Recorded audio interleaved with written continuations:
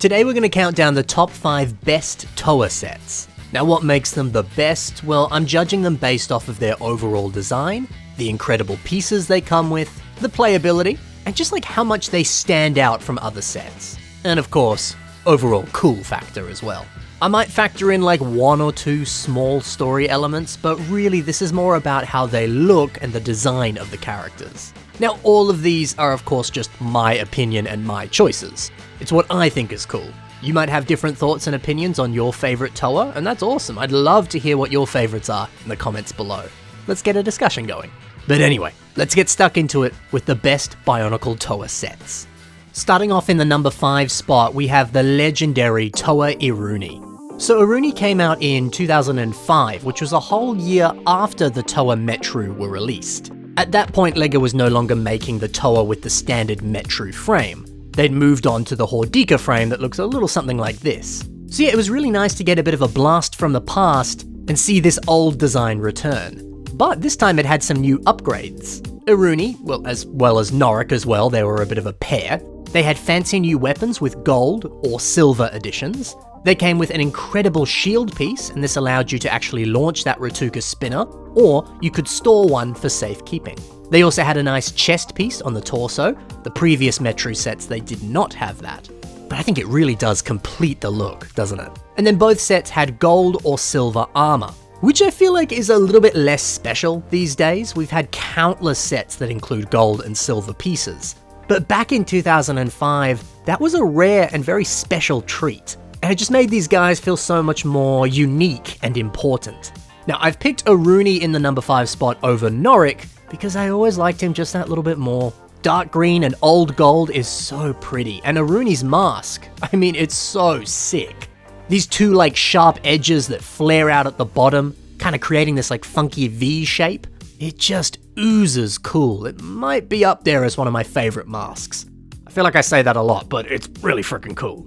Maybe I should do a Ben's favorite masks episode and have a definitive list of what I think is the best. This would certainly be on that list. Yet now back in the day, these guys were really, really impressive. But I think they still hold up today. And for the same reasons that they did back then, for the most part. These really feel like the ultimate definitive versions of the classic Metru frame. A frame that I still think is one of the coolest body designs that they made. The gear function is very fun to play with. The way that the torso is constructed, it just sort of sits at the perfect angle to puff up the chest a little bit and make their arms look nice and strong and muscular. They look heroic without even trying. There's a lot to love about this Towa. He's just extraordinary. In the number 4 position, we have the best of the Towa Anaika, and that's my man, Nuparu. I mean, he has frickin' Wolverine claws. He has to be on this list. But even still, things like these claws and the spikes on the helmet, as well as the all-black color scheme, Nuparu doesn't look that much like a conventional Towa. The dark and heavily spiky look, to me, that's the kind of stuff you typically see on bad guys. But with a nice hearty smile like that, you know he's a kind fellow. Yeah, he's kind of got some like anti-hero vibes. I'm sure that the designers of this set, they wanted to distill some more like dark and edgy vibes. Surely they took inspiration from characters like Wolverine or perhaps the Punisher. And then they incorporated some of the physical or tonal elements of those designs. It certainly feels like it anyway. Yeah, I just really appreciate the direction that they took Nuparu in. They somehow struck the perfect balance of bad guy vibes and good guy vibes. And the end result just looks so sick. I also love how Nuparu has his Zamisphere launcher up on his shoulder. It's different from everyone else on the team, they just held it in their hand. But yeah, I really appreciate the way that they set Nuparu apart from the rest. It just makes him way cooler. My number 3 spot, this might be a more controversial hot take, but let me explain. In this spot we have Kopaka Nuva. Now I respect some people, they don't like the look of these Nuva masks.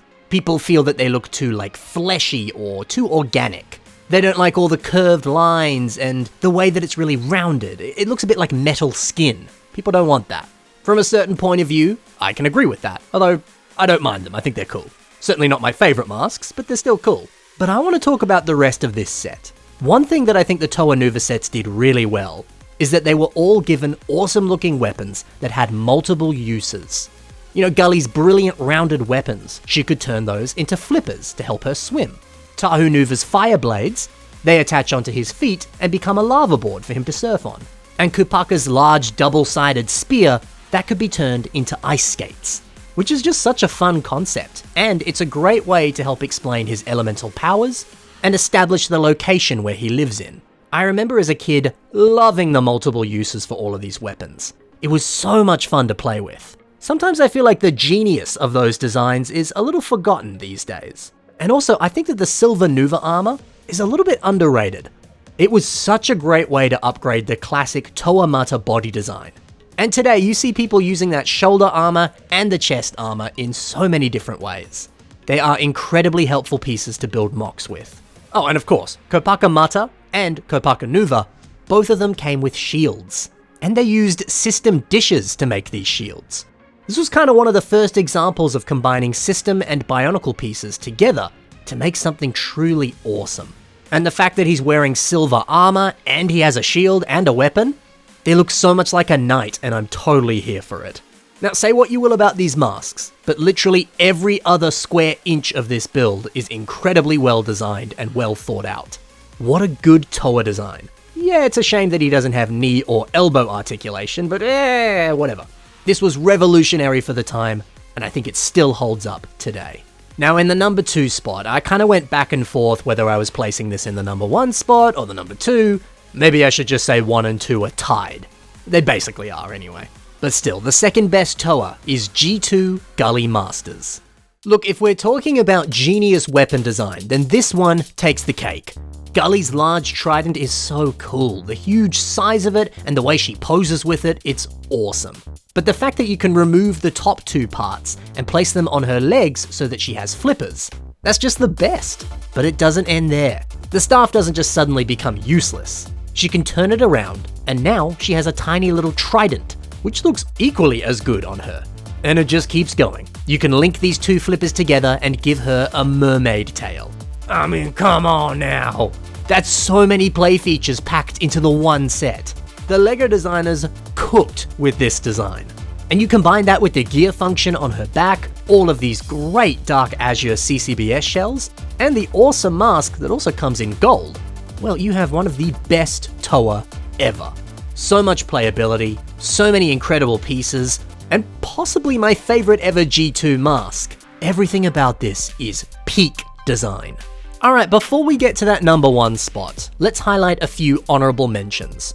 This first one, it might be a controversial choice, but my first honorable mention goes to Tahu Stars, specifically with all of the gold armor attached on. Look, I'm a sucker for a good collect them all. And as you can see here, each star set came with an extra gold armor piece that you could then attach onto Tahu to give him this sweet gold armor look.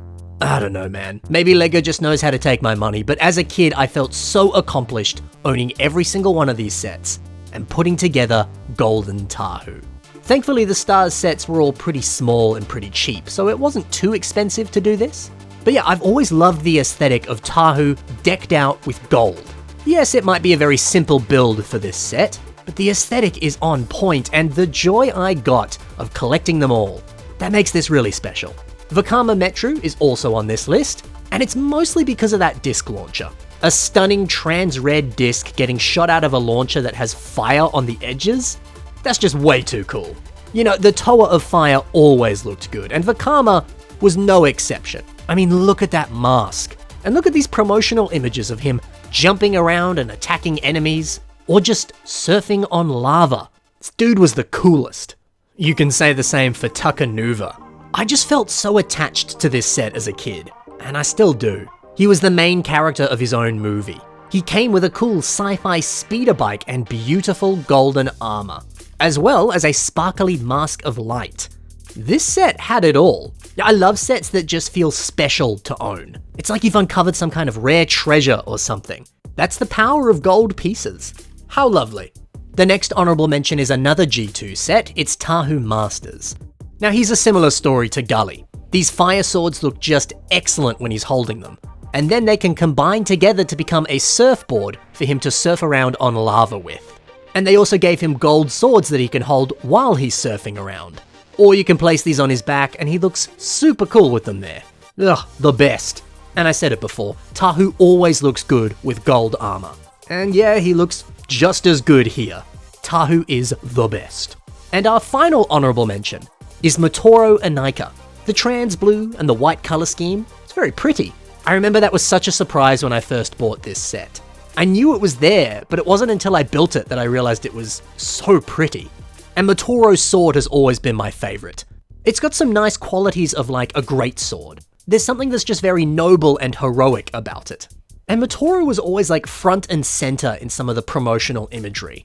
It was this set that really captured my excitement for this wave of Bionicle. I remember I bought Huki first, and then I bought all 5 of the other Toa at the same time. Then I built them all, and I specifically saved Motoro for the end because he was the one that I was most excited about. Saving the best till last, you know? And yeah, I built him and oh, so much joy. He's just a cool looking Toa, what more can I say? Alrighty, now it's time. Who's in the number 1 spot? Well, it's none other than Lezovic. Despite the fact that he came in a larger Titan-sized box, Lezovic is still a Toa. There's something special about that lime Faxon mask. It's the same mask that of course appeared on Hully Murray, which is another set that totally could have been on this list. Anyway, getting a recolor of that mask was sadly a bit of a thing of the past. LEGO hadn't been selling mask packs like this for years. We just kind of stopped getting masks in different colors. So to finally get one, even if it was just one, that was really nice. And gosh, does this look good in lime. Also, Lezovic just looks cool. I love this shark tooth blade and his sea sled. We saw it before with Takanuva. Anytime a Toa comes with some sort of additional vehicle, it's just so exciting. What's also exciting is that in the Bionicle story, Lezovic is the former leader of the Toa Kordax. The Toa Kordax was the first Toa team to ever be founded. There's a lot of history to this character. There's legacy. He's a man of myth and legend. And I love the idea of a very skilled veteran rocking up to this huge underwater battle to help out. Bringing in the big guns, you know? Look, cool factor plays a lot into me liking a character, and Lezovic is just so frickin' cool. Also, I still don't own this set today. I will admit that's definitely a part of the reason why he's up here in the number 1 spot. The excitement of that one that got away, the set that I still don't own, it makes me love it even more. And there you have it. Those are all of my favorite Toa. Are your favorite Toa similar to mine? Or is your list totally different? I'd love to hear your thoughts. Thanks for watching, guys. Happy building, and bye for now.